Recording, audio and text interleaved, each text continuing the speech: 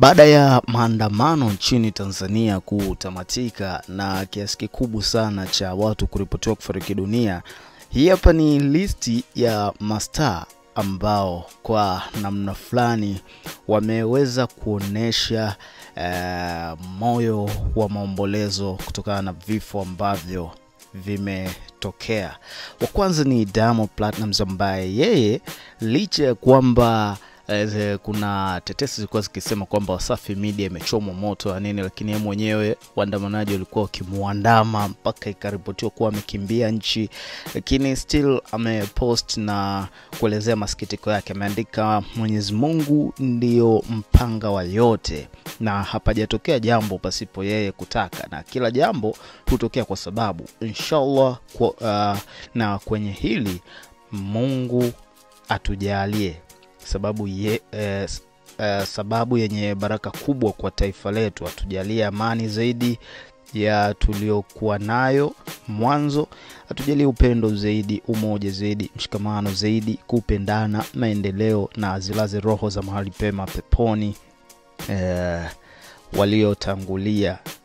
Okay, kamaliza amen. So huyo ni Diamond Platnumz, licha yote ambayo alimuandama, lakini still ameweza kupost hapo ujumbe wa maombolezo. Lakini pia Juma Jux naye ni mmoja kati ya watu ambao duka lake lilivamiwa, watu wakaiba nguo pale, wakalichoma moto pia, lakini still Jux naye amepost kupitia Instagram account yake, ameandika, Mungu ibariki Tanzania, praying for peace and healing.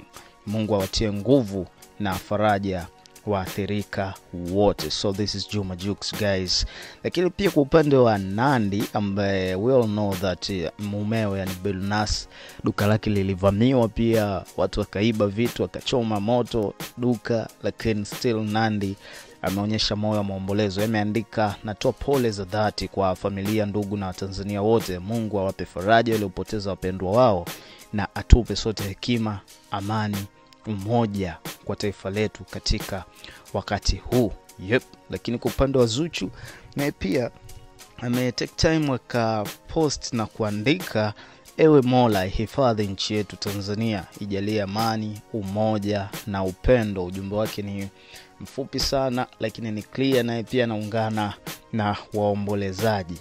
Okay, kwa upande wa Joh Makini naye pia ameandika, pole yetu sote wa Tanzania, lakini zaidi kwa ndugu, jamaa na marafiki waliopoteza wapendwa wao. Mwenyezi Mungu atufanyie wepesi katika kipindi hiki kigumu. Yes, so huyo ni Joh Makini. Kwa upande wa MC Garabi, ameandika, silence from the Tanzanian media during this political strike says a lot.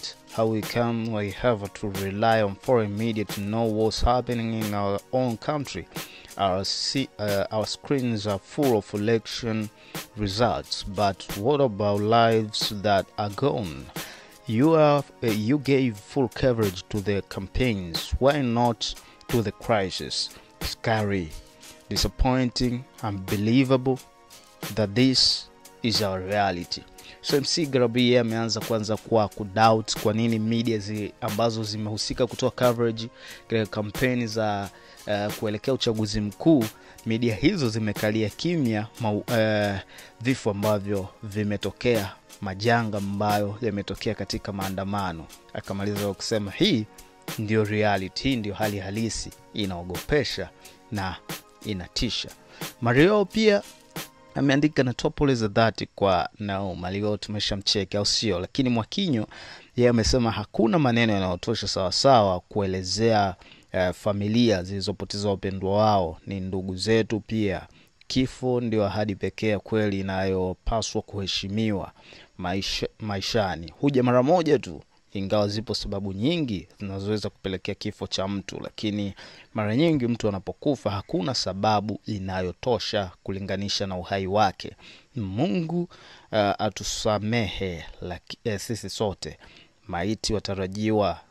Mungu atusamehe sisi sote ni maiti watarajiwa, na awasamehe makosa yao ndugu zetu walipokosea kwa Mungu na kwa binadamu wenzao. Mungu awatie nguvu wazee na familia zote kwa ujumla, tunaungana nanyi kama taifa kwenye nyakati zenu hizi ngumu za mpito. Huo ni ujumbe wa Mwakinyo. Huyu ni Lavalava ambaye ameandika, Mungu ibariki Tanzania, Mungu tubariki na utupe nguvu sote tuliopoteza ndugu zetu.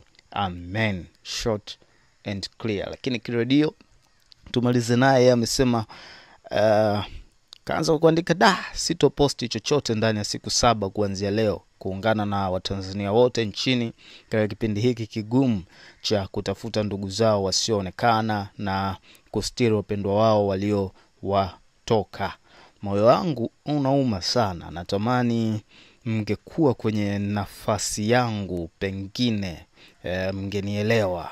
Kama kuna mahali ukiona posti yangu ama sura yangu unapata hasira, basi ni kuombe msamaha wa dhati kabisa. Mungu azilaze roho za wapendwa wetu mahali pema peponi. Amina. Huyo ni kiredio, au sio? Na huo ndo ujumbe wake. Sofa Rayvanny pia anatumalizia listi yetu kwa kuandika kwamba sifa ya Tanzania ni umoja na upendo. Ni muhimu sana kutunza zawadi tuliopewa na Mungu toka enzi na enzi. Naomba nitoe pole kwa ndugu jamaa na marafiki tuliopoteza ndugu zetu. Mungu atuvushe, tuendelee kuishi kwa upendo na amani. Okay.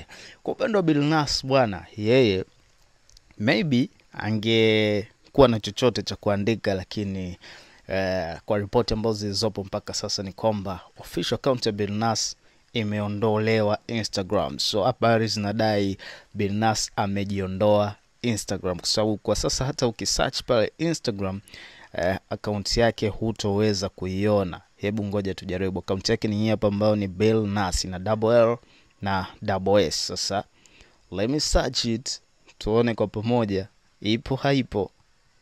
Billnass. Okay. Account ya Billnass kama ambavyo unaona haipo.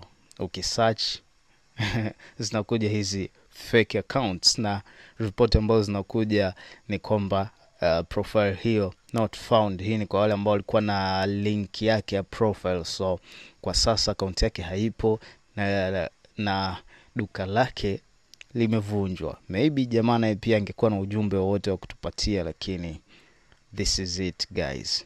Okay.